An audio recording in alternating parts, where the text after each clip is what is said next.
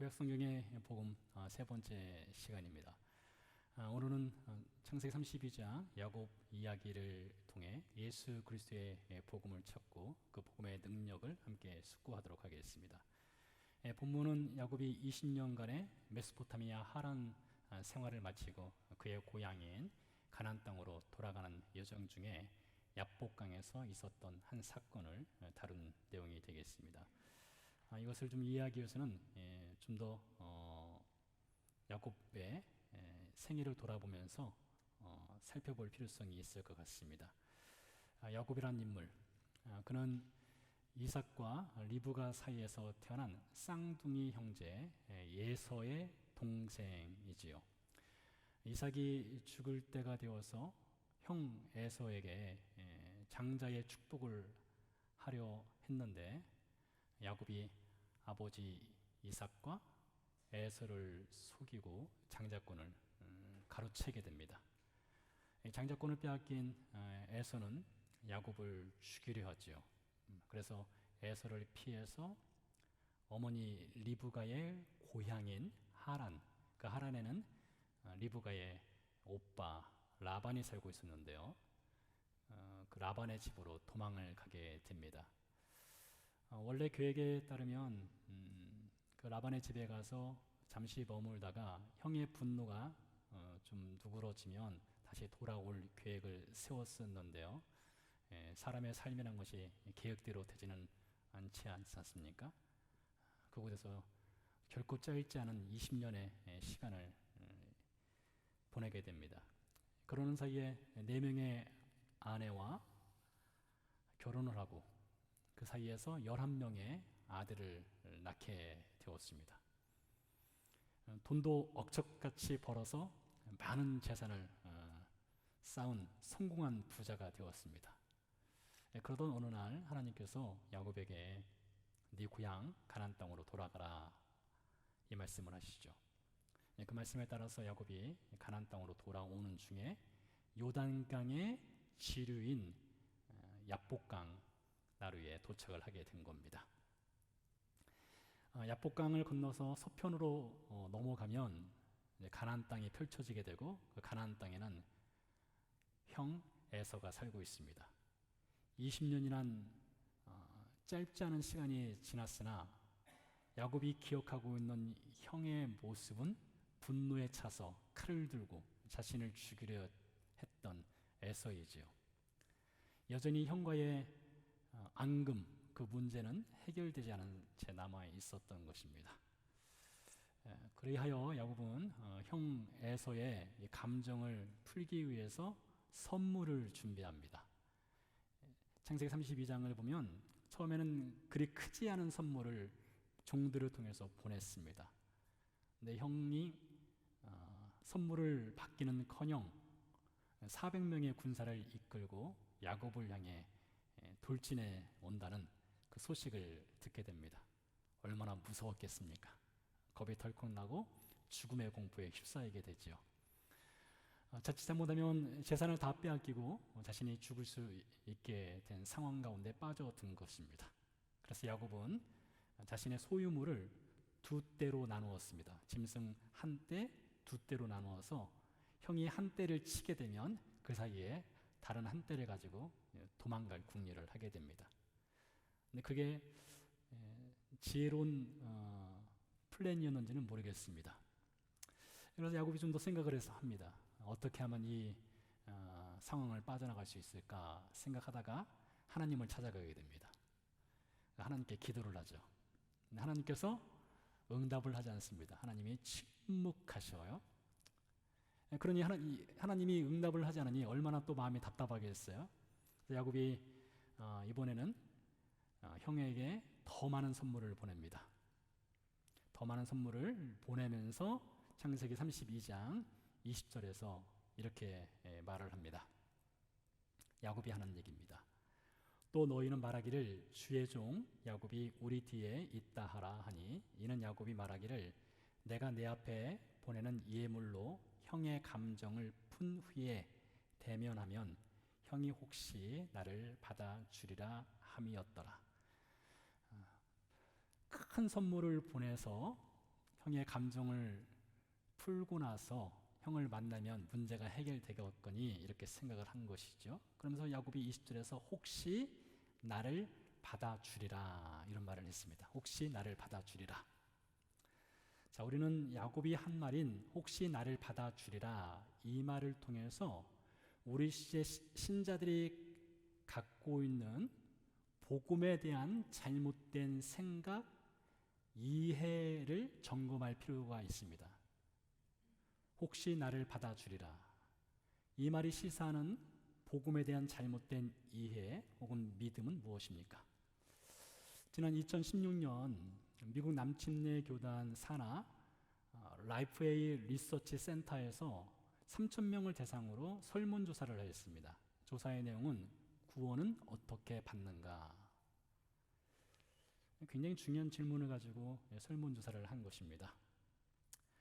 응답자 중에 77%, 그러니까 3분의 2가 넘는 응답자가 어떻게 답을 했느냐?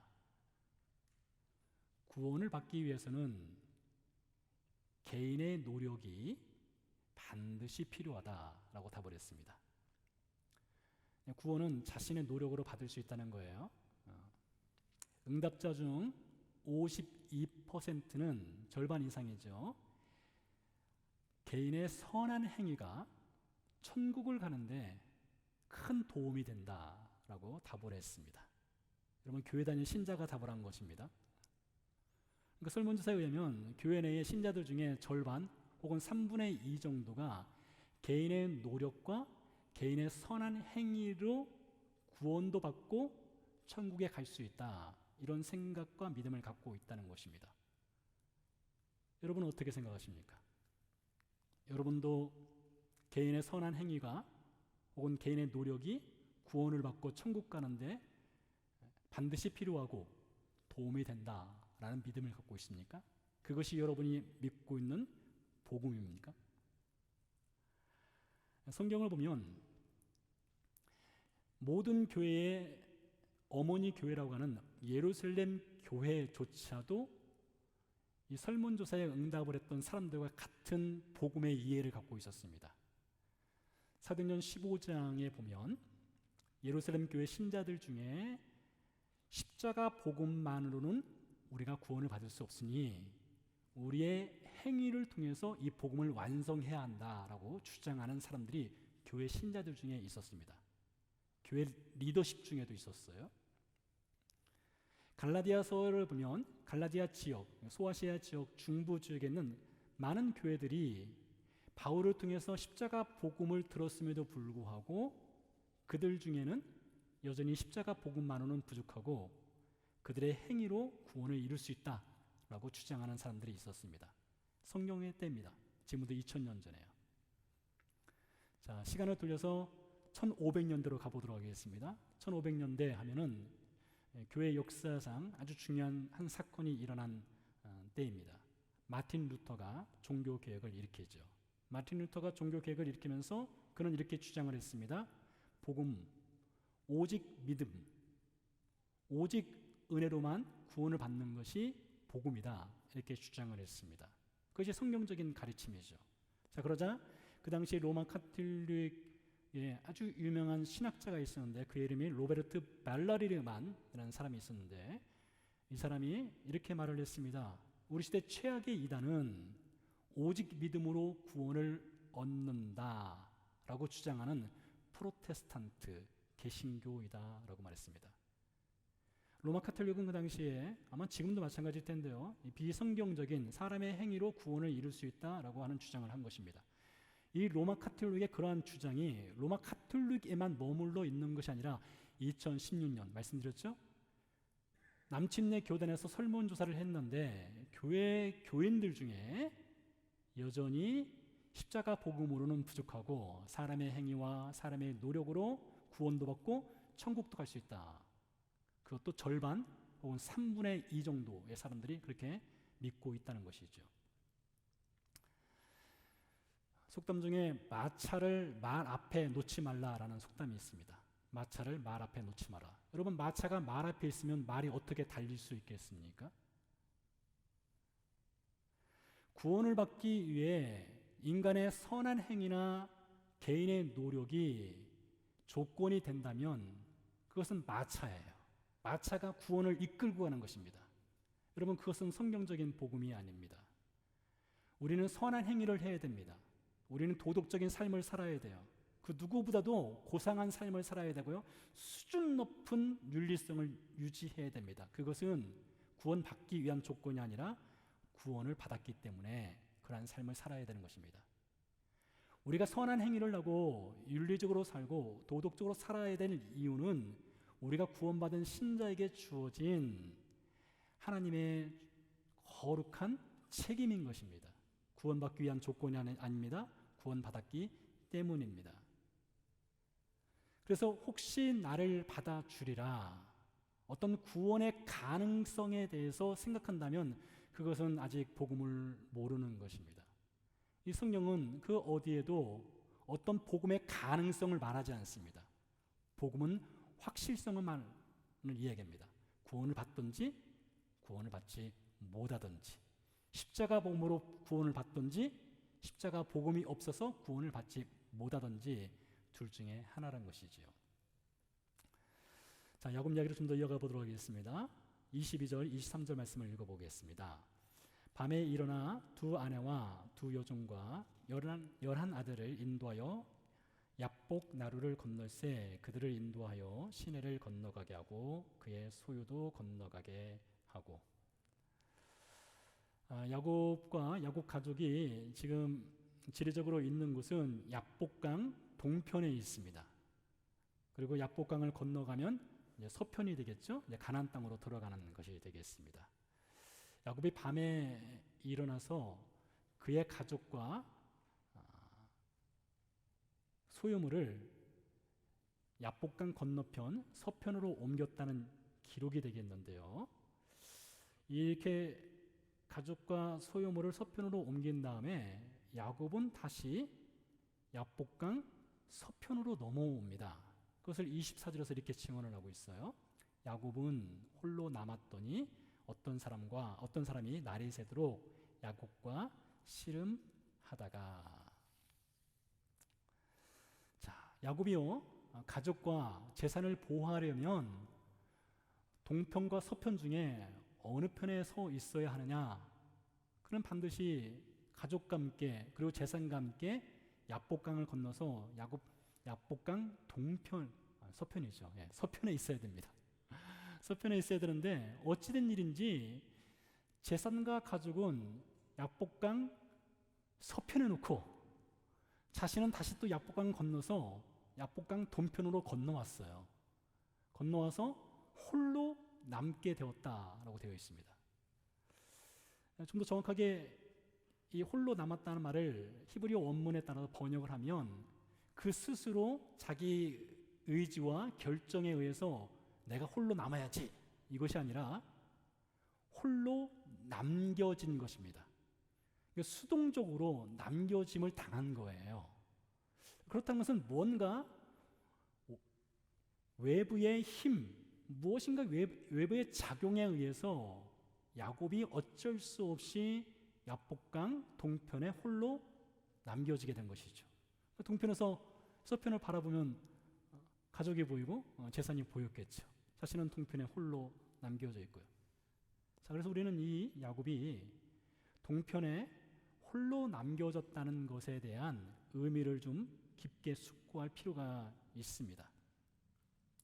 창세기 32장을 읽어보면 야곱이 정말로 바쁘게 움직입니다. 야곱은 지금 동편으로 가나안 땅으로 건너가서 이제 살아야 되는데 가나안 땅에 형 에서가 군사 400명을 데리고 떡하니 버티고 있단 말이죠. 그래서 이 형과의 이 문제가 해결되기 전에는 고향으로 돌아갈 수가 없는 것이죠. 그래서 형의 분노의 감정을 풀기 위해서 많은 선물을 보냅니다. 짐승을 나눕니다. 하나님께 기도도 합니다. 안 되니까 다시 한번 또 큰 선물을 하나님께 보냅니다. 밤이 되어서는 가족과 재산을 야복강 건너편으로 보냅니다. 이렇게 하루 종일 바쁘게 움직였습니다. 바쁘게 문제를 해결하려고 시도했는데 아무리 그가 애쓰고 노력을 해도 문제가 해결된 건 하나도 없습니다.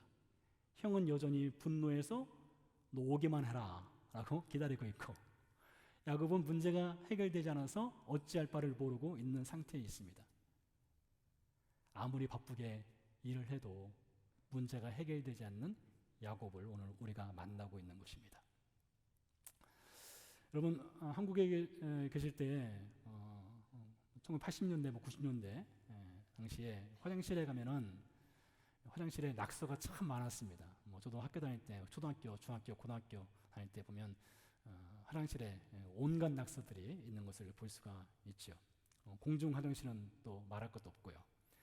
화장실에 가면 이런 낙서들이 참 많은데, 낙서 중에 이런 낙서가 있습니다. 당신이 안에서 사색을 즐길 때 나는 밖에서 사색이 된다. 화장실 명언이죠. 근데 여러분, 요즘 화장실에는 그런 사색을 즐길 만한, 어떤 메디테이션을 할 만한, 어떤 생각을 할 만한 여유가 화장실에 없습니다. 여러분, 왜 그런지 아세요? 여러분, 화장실 매일 가죠? 매일 가지만 화장실에서 어떤 묵상을 하세요? 어떤 인생이 무엇인가, 어떤 삶에 대해서 생각할 만한 여유가 화장실에 있습니까?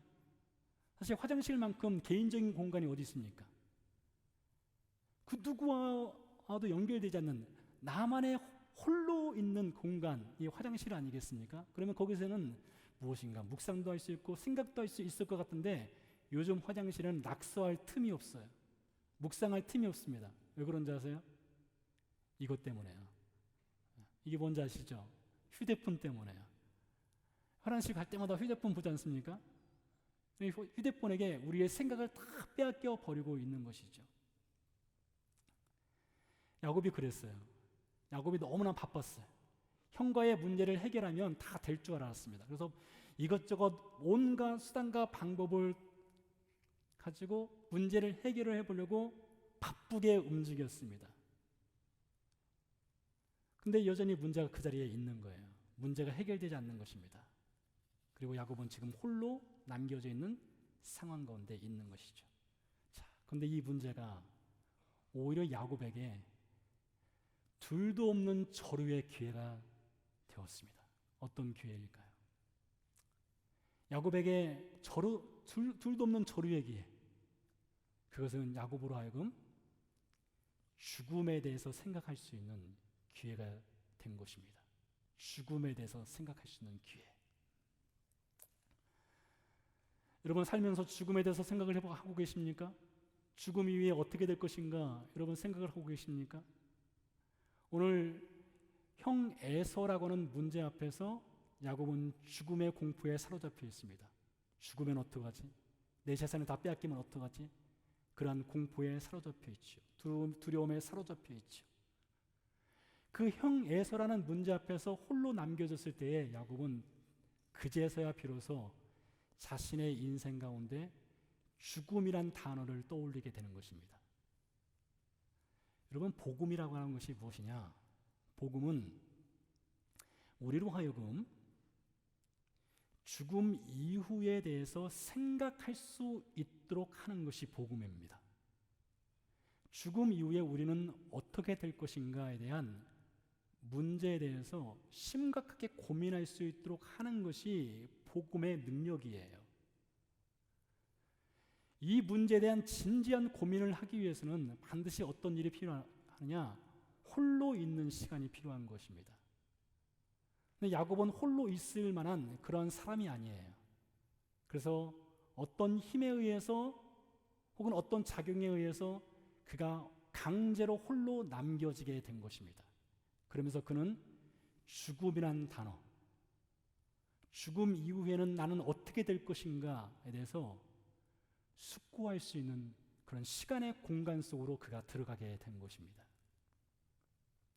누가복음 12장에 보면요, 한 부자 이야기가 등장합니다. 아마 여러분도 잘 아시는 이야기일 거예요. 그는 성공한 부자였습니다. 엄청난 성공 신화를 썼지요. 그래서 그는 노후를 준비하기 위해서 여러 가지 계획을 세우게 됩니다. 아마 그가 오늘날 살았다면 타임지의 커버 스토리에 등장할 정도로 아주 유명한 사람이었을 것입니다.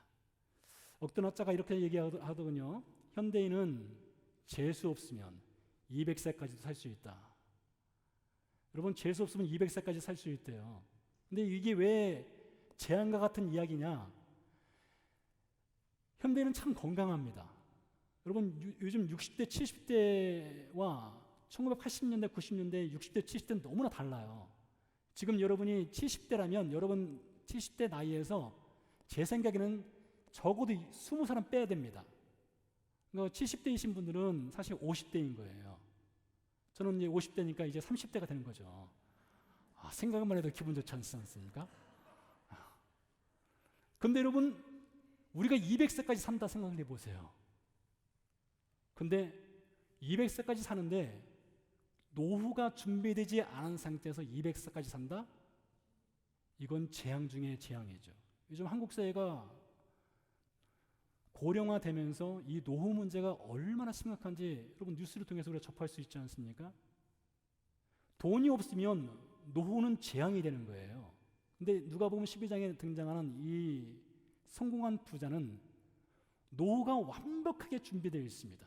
그는 부족함이 없어요. 돈도 있습니다. 건강도 합니다. 그래서 노후를 어떻게 행복하게 즐길 것인가를 고민하고 있었죠. 근데 어느 날 밤 하나님이 갑자기 그를 찾아오게 됩니다. 그리고 이렇게 말씀하셔요. 어리석은 자여, 오늘 밤에 내 영혼을 도로 찾으리니 그러면 내 준비한 것이 누구의 것이 되겠느냐. 어리석은 자여, 오늘 밤 내 영혼을 내가 도로 찾으리니 네가 준비한 것이 누구의 것이 되겠느냐. 얼마나 무서운 질문입니까? 이 성공한 부자는요, 노후를 계획했습니다. 어쩌면 그가 장래 죽어서 들어갈 묘자리도 준비했을 거예요. 그리고 묘자리 앞에 세울 거대한 비석, 화려한 비석도 그는 어쩌면 준비해 놓았을 것입니다. 그러나 그가 준비하지 못한 것이 있습니다. 죽음 이후의 삶을 준비하지는 않았던 것입니다. 로마 시대 당시요, 장군이 전쟁에 나가서 승리를 거두고 나면 로마로 입성을 할 때에 군중들이 나와서 환영을 합니다. 퍼레이드를 하죠. 여러분들이 로마 시대 당시 영화를 보면 그런 장면들 흔히 볼 수 있습니다. 큰 길거리에 군중들이 길게 들어서서 꽃가루를 뿌리면서 환영을 하고 장군은 개선 장군이 되어서 마차를 타고 쭉 입성을 하죠. 근데 그 장군이 마차를 타고 입성할 때에 그 마차 옆에 한 사람이 더 탑니다. 영화 속에서는 그런 장면이 잘 등장하지 않더라고요. 근데 실제로 탑니다. 그 사람은 노예입니다. 여러분, 장군과 노예가 한 마차에 타는 거예요. 별로 어울리지 않지 않습니까? 근데 노예가 타서 무슨 얘기를 하는가 하면 장군의 귀에 대고 이런 얘기를 들려줘요. 메멘토 모리. 메멘토 모리. 그 말은 당신도 언젠가 죽는다는 것을 기억하라, 이것입니다. 여러분, 이 장군은 전쟁터에 나가서 수많은 사람들을 죽여본 사람입니다. 죽음이 뭔지 알아요. 죽음이 얼마나 처참한지 압니다. 죽음이 무엇인지 그 누구보다 잘 알고 있는 이 경험자인 장군의 귀에 대고 메멘토 모리, 당신도 언젠가 죽는다는 것을 기억하라. 근데 여러분, 그 장군의 귀에 그 말이 과연 들어올까요? 설령 그 말이 들어온다 할지라도 그 장군은 내가 죽은 후에 나는 도대체 어디로 가는 거지?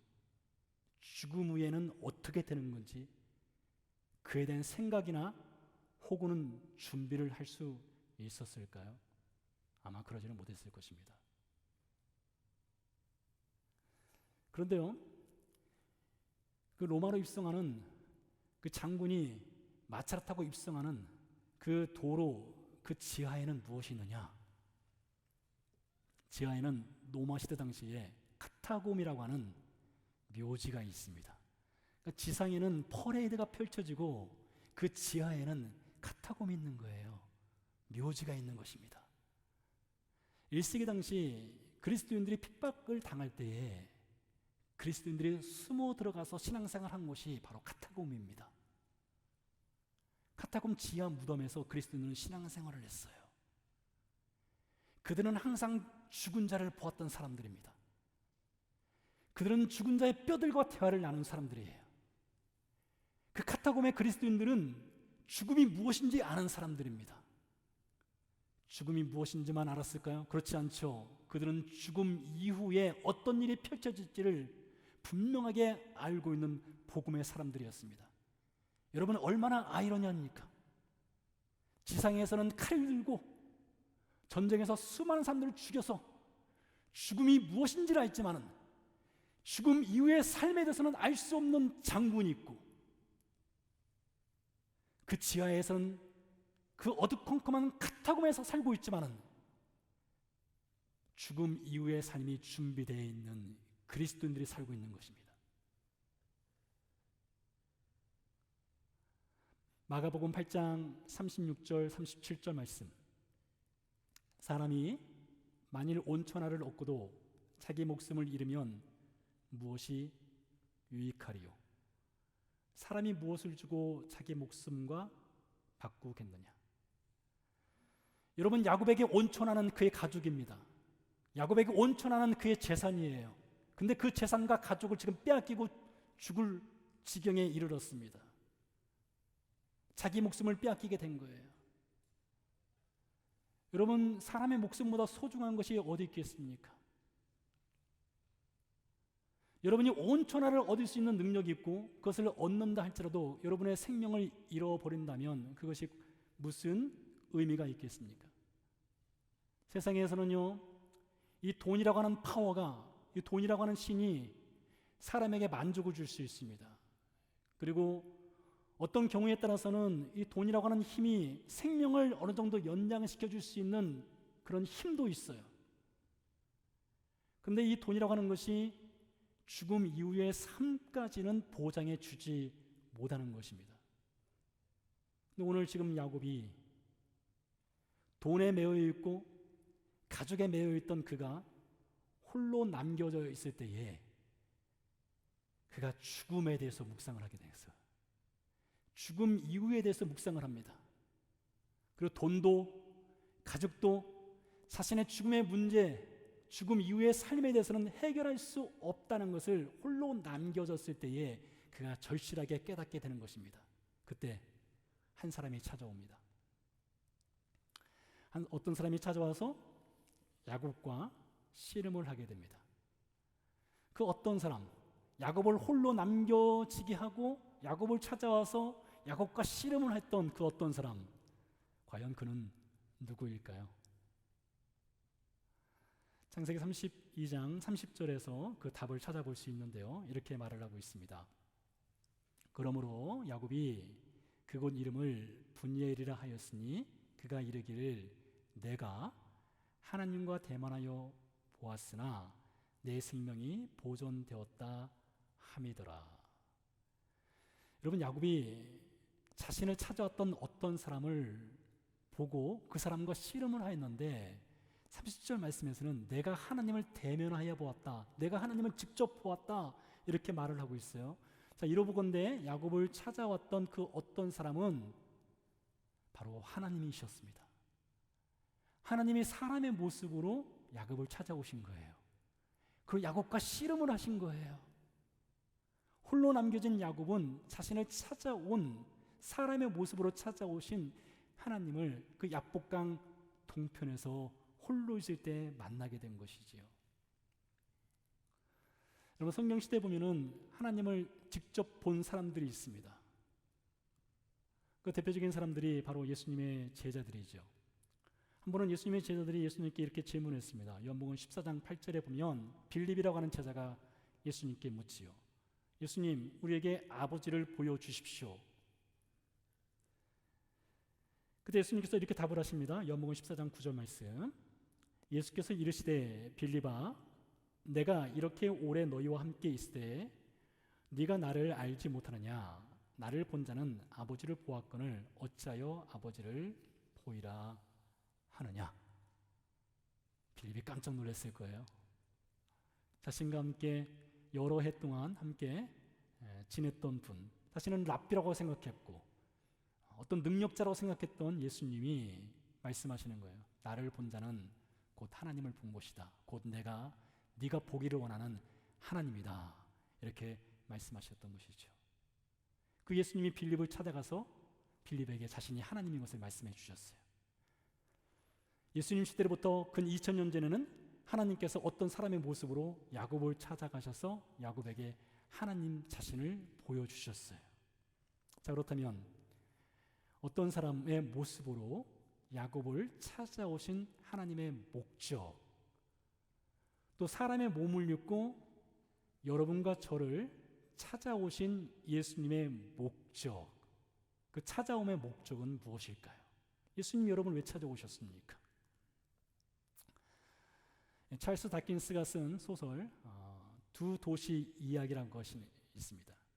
이 찰스 다킨스는 이제 복음으로서 이 소설을 아주 잘 풀어나간 분입니다. 이 두 도시 이야기는 성경 다음으로 많이 팔렸다 할 정도로 굉장히 유명한 책이기도 하고 그 안에서 놀라운 복음의 능력을 발견할 수 있게 또 한데요. 소설 내용에 보면 이런 내용이 있습니다. 소설은 18세기 프랑스 혁명에 가담했던 찰스라고 하는 인물과 그와 쌍둥이처럼 닮은 친구 시드니가 주인공으로 등장을 합니다. 혁명에 가담했던 찰스가 재판을 받게 되고 단두대에 처형될 위기에 처해 있었습니다. 그 소식을 들은 시드니가 찰스가 갇혀있는 감옥으로 몰래 숨어 들어갑니다. 그리고 시드니는 자신의 옷을 벗어서 찰스에게 입혀주고 찰스가 입고 있던 죄수복을 자신이 입습니다. 그리고 찰스를 몰래 감옥 밖으로 빼내죠. 시드니가 찰스를 대신해서 단두대를 향해서 걸어가고 있었습니다. 그때 한 젊은 여인이 시드니를 보고 이렇게 말합니다. 정말 당신은 그를 대신해서 죽으려 한단 말입니까? 시드니가 답을 하죠. 간단하게, 네, 그렇습니다. 그 말을 남기고 시드니는 찰스를 대신해서 단두대에서 죽음을 맞이합니다. 여러분, 이 장면이 이 소설과 같은 이야기가 바로 성경 이야기로 이어지지 않겠습니까? 성경 이야기에서 우리는 아주 비슷한 한 장면을 볼 수 있지 않겠습니까? 그 이야기는 무엇입니까? 바로 예수께서 사람의 모습으로 오셔서 죄인을 대신해서 죄인의 옷을 입으시고 죄인의 죄를 짊어지고 그분이 십자가에서 죽으셨다는 것이죠. 그래서 찰스와 같은 죄인들이 예수님의 십자가 죽음을 통해서 살리심을 받았다는 것, 이것이 성경이 증언하는 복음의 핵심 내용이 아니겠습니까? 그렇다면 예수님이 우리를 위해서 대신 죽어주셨는데 그 죽어주신 목적은 무엇입니까? 왜 예수님께서 저와 여러분을 위해서 죽으셨단 말입니까? 혹 여러분의 아내가요, 혹은 남편이요, 여러분에게 당신 나 사랑해 라는 그런 질문을 한다면 남편 되시는 분들 답을 어떻게 해야 될까요? 그런 질문을 받는다면 아마 우리는 즉각적으로 답을 해야 될 것입니다. 1분, 1초 조금만 생각해도 조금만 늦게 답을 해도 그것은 아내를 만족시킬 만한 답은 되지 못할 것입니다. 바로 Yes, I love you 그렇게 말을 해야 되겠죠. 그런데 만약에요, 여러분의 아내가 여러분들에게 왜 나를 사랑해? 라고 묻는다면 거기에는 신중을 더할 필요가 있습니다. 그냥 당신 나 사랑해, 거기에는 그래 사랑해 이렇게 답을 할 수가 있어요.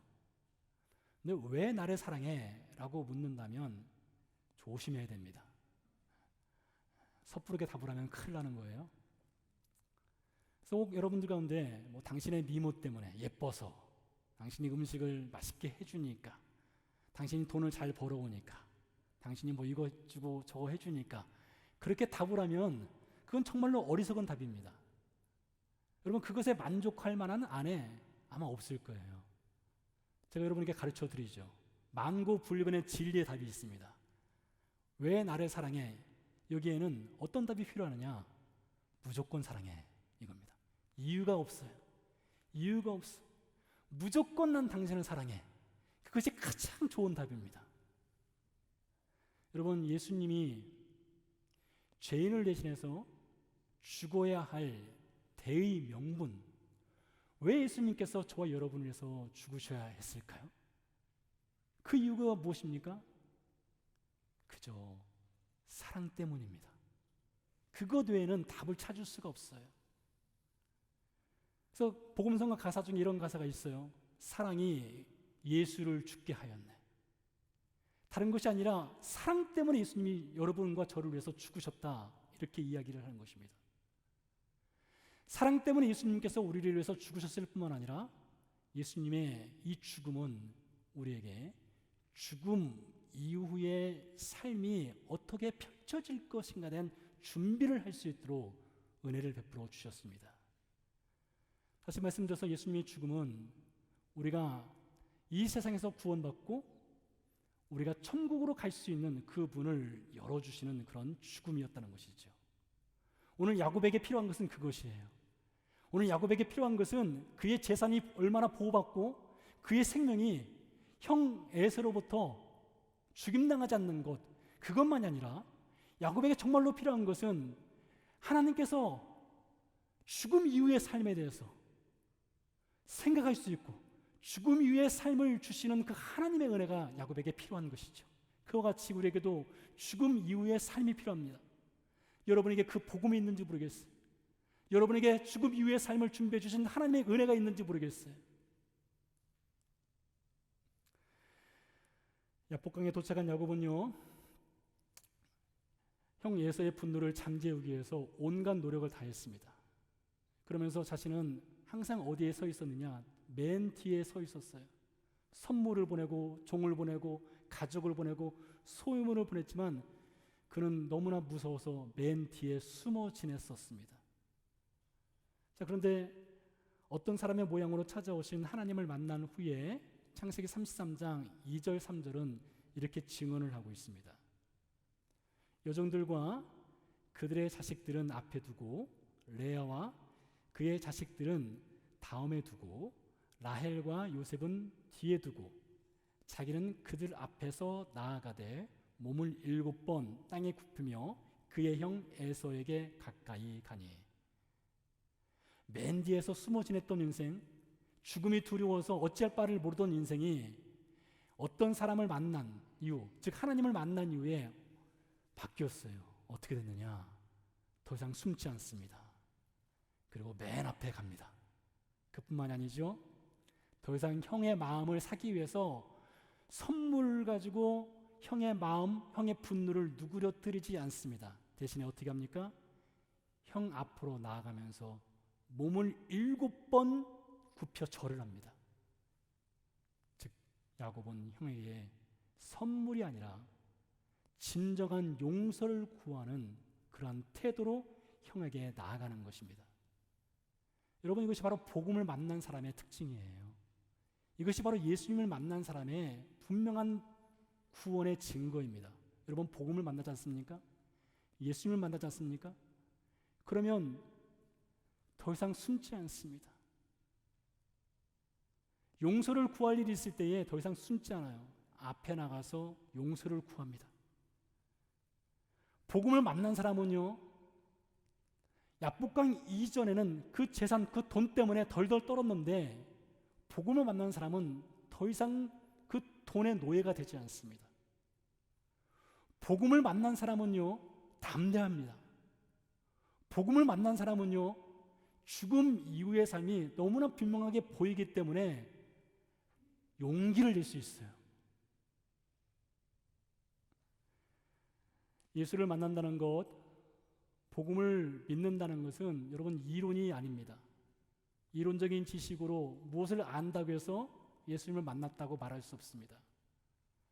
복음의 ABC를 우리가 말할 수 있다고 해서 복음을 믿는다라고 말할 수 없습니다. 선한 행위를 한다고 해서 구원받았다고 말할 수 없습니다. 복음을 만난 사람은 확실한 증거가 있습니다. 야곱은 뒤로 숨지 않았던 증거가 있고요. 앞으로 나가서 용기를 내서 용서를 구했던 그 복음을 만난 증거가 있습니다. 그렇다면 여러분은 어떻습니까? 여러분은 복음을 만난 증거, 그것이 무엇입니까? 무엇을 가지고 여러분은 복음을 만났다, 예수님을 만났다 말할 수 있겠습니까? 야곱이 하나님과의 씨름을 했을 때에 그의 허벅지가 어긋났습니다. 그래서 그런 절름발이 인생을 살았습니다. 복음을 만난 사람도 마찬가지입니다. 복음을 만난 사람도 무엇인가 분명한 삶의 증거가 있어요. 그 삶의 증거를 여러분은 무엇으로 증명하시겠습니까? 함께 기도하고 찬양드리겠습니다.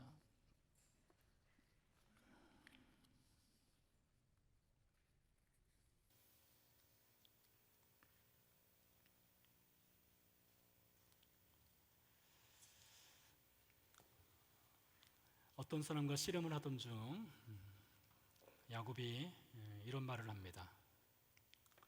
당신이 내게 축복하지 아니하면 가게 하지 아니하겠나이다.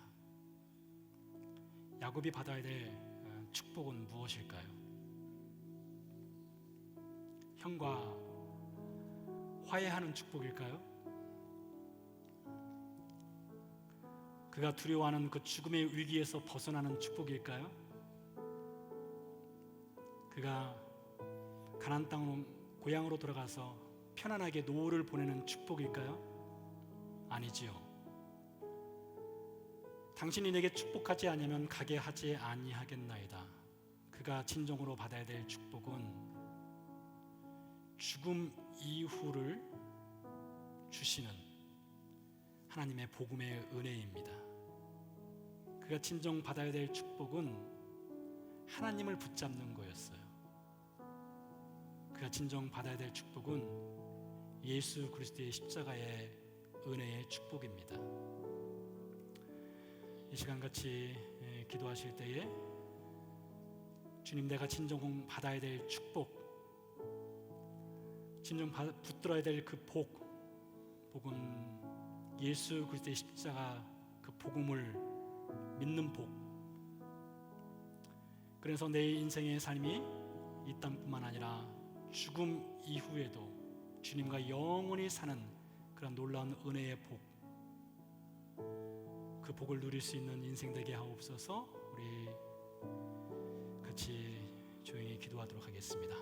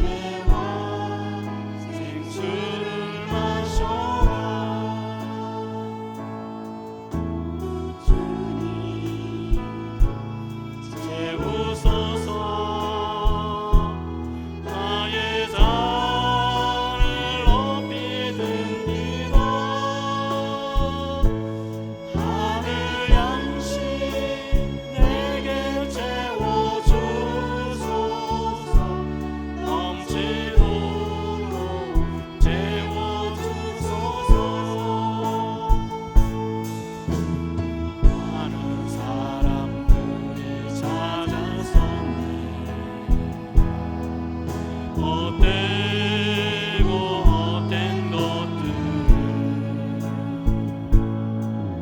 그 아래가 주인 법에 세상 법과 이길 수 없네. 오직 채우소서. 나는 저를 높이는이다. 나를 양식 내게 채워주소서. 넘치도록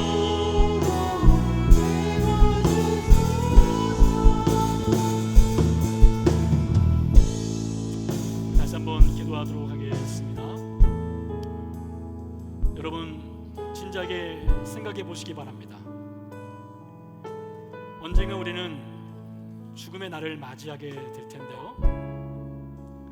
나는 정말 죽음 이후를 준비된 인생을 살아가고 있는가? 나는 정말 예수 그리스도의 복음을 만난 인생인가? 내가 예수 그리스도를 만난 그 증거는 무엇인가? 우리는 진지하게 고민할 필요가 있습니다. 듣는 것이 복음이 아닙니다. 아는 것이 복음이 아닙니다.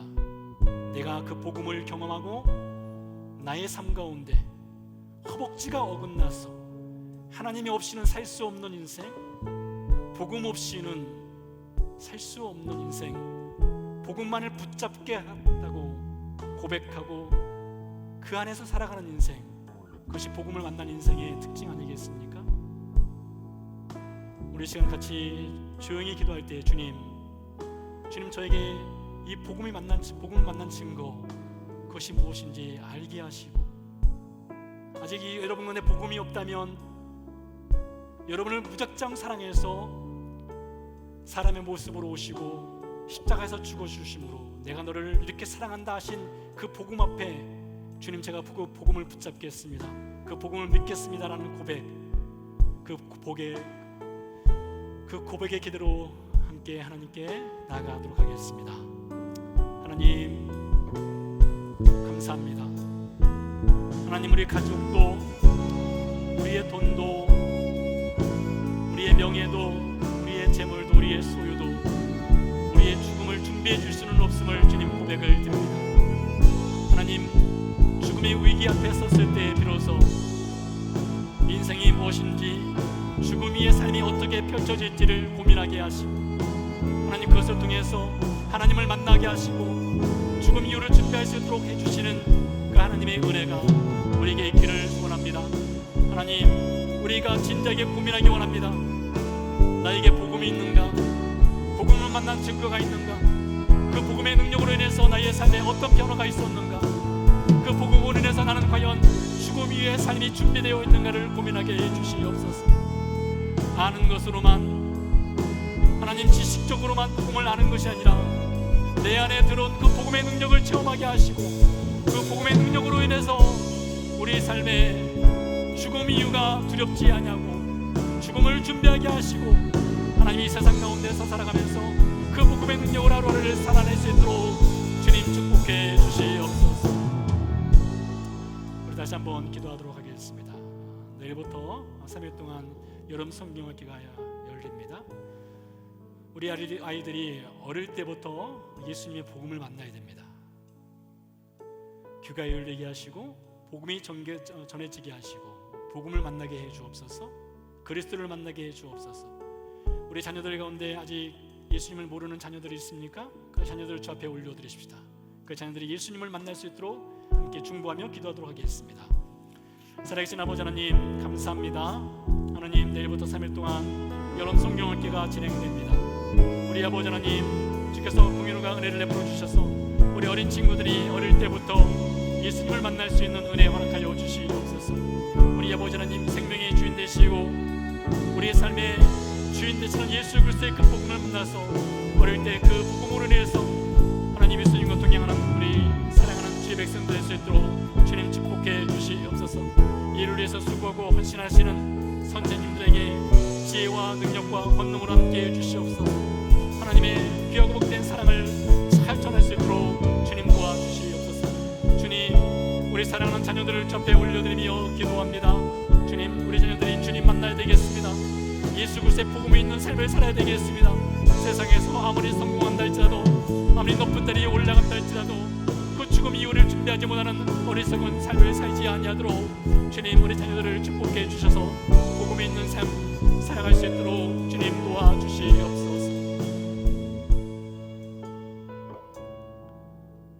살아계신 아버지 하나님, 초대교회 당시 신자들은 핍박을 피해서, 박해를 피해서 카타콤이라는 지하 감옥 속에 살고 있었지만 그들은 그 누구보다 죽음과 가장 가까운 삶을 살았지만 인생이 죽음으로 끝나지 않냐고 죽음 이후에 그 영원한 생명, 영원한 하나님 나라의 그 생명, 그 복된 그 복음을 받고 살았기에 그들은 진정 지혜로운 삶을 살았음을 역사가 증언하고 있습니다. 하나님, 우리에게 복음을 허락하시고 복음을 알리게 하시고 복음을 믿게 하시니 감사를 드립니다. 그럼에도 불구하고 우리 가운데 아직 죽음이 준비되지 아니한 이들, 죽음 이후에 어떤 삶이 펼쳐질지 알지 못하는 이들에게 하나님 예수 그리스도를 허락하시고 무조건적으로 사랑하시는 그 은혜 가운데, 그 십자가 복음 가운데 들어올 수 있도록 주님 은혜를 베풀어 주옵소서. 돈을 붙잡지 않게 하시고 세상 명예를 붙잡지 않게 하시고 하나님을 붙잡는 복음 있는 인생 되게 해 주시옵소서. 이제는 그 아들을 보내신 하나님의 크신 사랑과 십자가에서 죽고 부활하심으로 우리에게 죽음 이후에 영원한 천국 삶을 허락하신 예수 그리스도의 은혜와 우리 안에 살아계셔서 복음이 있기에 세상을 향해 담대히 나가서 용기 있게 살아갈 수 있도록 도우시는 성령님의 은혜가 예배를 마치고 삶의 현장으로 돌아가는 성도의 삶 가운데 함께 하시기를 간절히 축원하옵나이다.